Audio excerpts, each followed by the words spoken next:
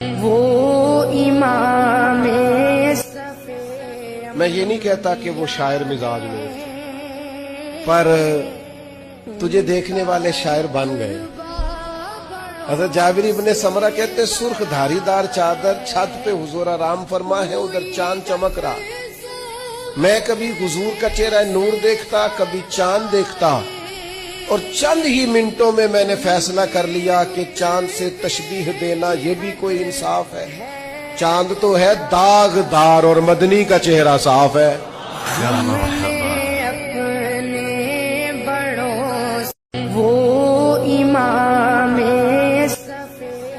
میں یہ نہیں کہتا کہ وہ شاعر مزاج میں، پر تجھے دیکھنے والے شاعر بن گئے۔ حضرت جابر ابن سمرہ کہتے سرخ دھاری دار چادر چھت پہ حضور آرام فرما ہے، ادھر چاند چمک رہا۔